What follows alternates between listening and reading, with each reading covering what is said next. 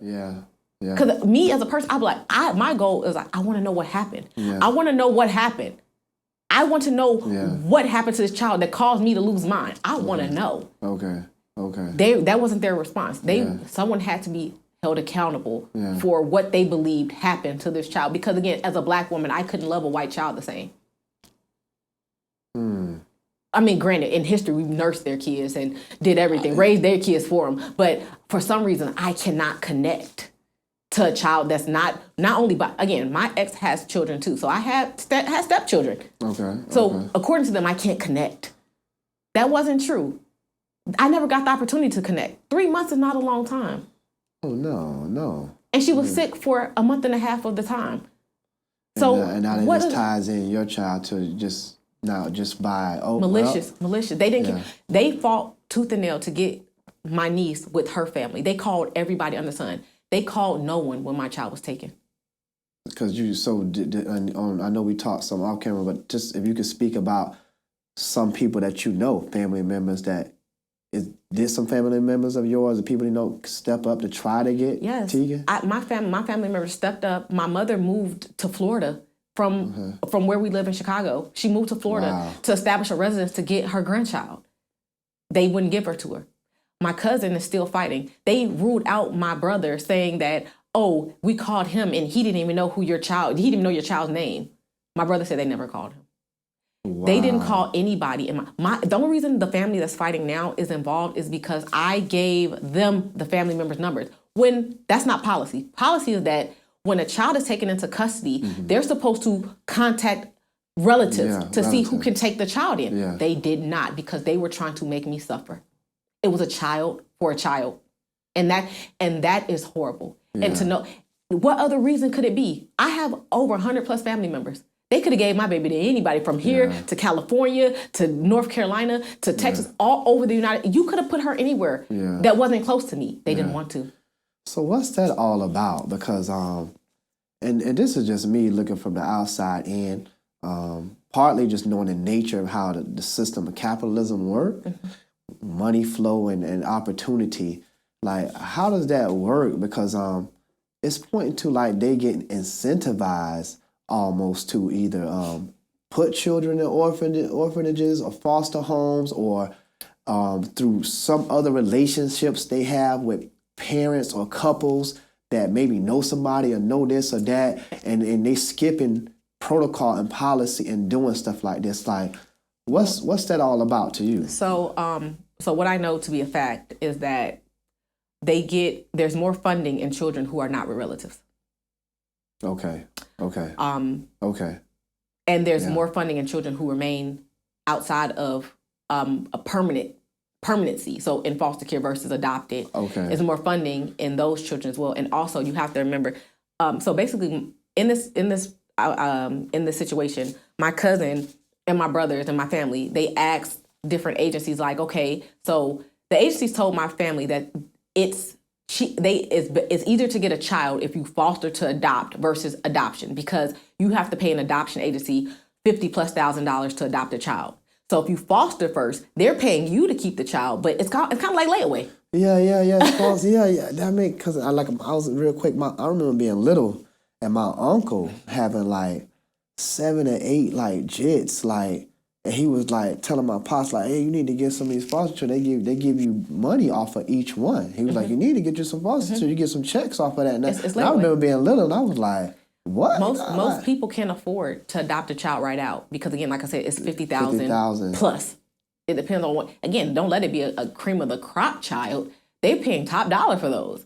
Yeah. It's like you speaking like it's a market. Yeah. So basically, yes. It's a market for. Again, that's why it was such a hard blow because it's a market for the white ones. Let's be for real. Yeah. Blonde hair, blue eyes, market. Okay. But it's also a market for the biracial ones because they can pass off as anything. Yeah. I know what you can. My daughter looks Puerto Rican. Okay. So she can be anything. People don't know when they just see. Yeah. Okay. So it's a market for certain types, and it's also a market for just black ones in general because, everybody wants the idea of I'm going to raise the next athlete. People seen too much Blindside. Yeah, because it's almost like you can have you can get the benefits of the gift of a black child, but you can hijack the mind and give them another mind state and lifestyle, so you can curb their mental behavior, but you can get all the physical attributes, and like you said, people see and they admire this or but that. That's how they pick children though too. They pick children based on the attributes. So basically, it's like it's literally like going to pick a dog. Yeah. It's like people say, I want a kid that is not going to get more than this height, or whose genetics are like this, or who hair color is this. Yeah. They're doing what you can't do in your own biology. When you have your own child, you can't pick the features on your child. No, you can't pick that. But when they go and and then they market these kids on these adoption agencies like cattle. It's like, oh, they love to play alone, and they read exceptionally, and they what they like to do in their spare time. I'm like, oh my God. Like it's a product, like you. It's like, I often use the term like domesticated commodity. Like a commodity is something like livestock. Yeah. Like, it's disgusting. value. It's disgusting. And it's like you train, like, look, this is a good one here. Yeah, they're well behaved. Oh, that's always a good one. They're right on there. This child is well behaved. Wow. They play well with others. That's Disgusting. sick. It's disgusting. That is sick. And that's supposed to be okay? And this is civilized society? And this is the backward shit that be going on. Mm-hmm. And then you got real suffering. You got real depression. You have families fighting. You have families fighting. Again, I just looked at an adoption story where this little boy said, I just want to have my own family. And I'm like, this little boy probably don't know that his family is probably fighting for him tooth and nail, but DCF will not let go of him. And that's that, because they will never be, and that's the realization that so many of us have to deal with. They will never be honest. They will never take accountability, and they will never admit to the fact that this was all about money for them. Yeah. They disguise it. When they say it's about money, they say, oh, we act in the best interest, AKA it's about the money. Yeah. When people in that position who are getting paid to move children from A to Z and all around the mulberry bush, when they say I act in the best interest, I have a hard time believing that, because take money out of it, would you still act in the best interest? Yeah. No. If you were not getting paid to do this job, would you still act in the best? But we as mothers do that daily. We act in the best interest of our child for free. Yeah. For 18 plus years. Yeah. So who are you now? Yeah. As a person who gets a paycheck to tell me what the best interest of my child is. Yeah. Straight up. And that's one of the reasons why I like for motherhood, like to bring attention to motherhood, particularly Black motherhood, because it's a devaluing, at least from my assessment, it's a devaluing of women and the thing that you all bring to the table. Yeah. Like it's a job, but it's not considered a job. It's just like, that's what you do. You know what I'm saying? Like, it just, Another mother is a stay-at-home mom, and she is a stay-at-home mom. People praise you. Oh my God, it must be so difficult.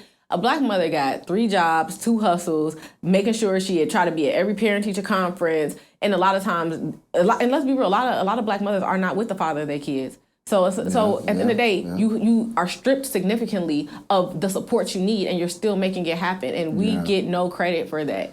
Yeah. Again, like at the end of the day, I never intended on being a single mother. I mean, I'm not with the father of my child. And when I get her back, that is still going to be the thing. And I fully intend on raising my child in that space. However, why is it that when we do it, it's like, oh, there go another baby mama.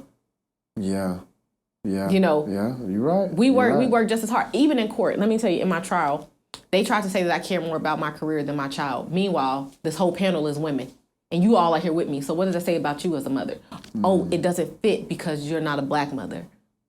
You can work in a career. It's fine. It's fine. You're innovative. You're a part of the frontier.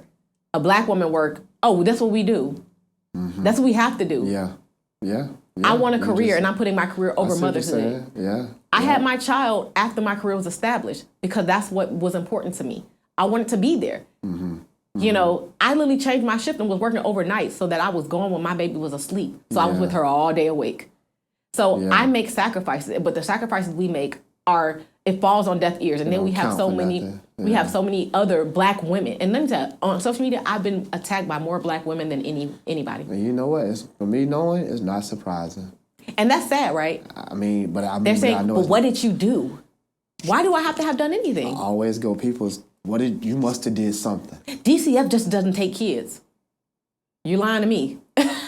You lying to me. Yeah. Like, yeah. but who are you to tell me that? Yeah. That. First of all, like we raised with so much selfishness, and everybody's in their own little world, their own little bubble. I And was people don't told give a that damn. this is what I get for having a baby with a white man Damn. by a black woman.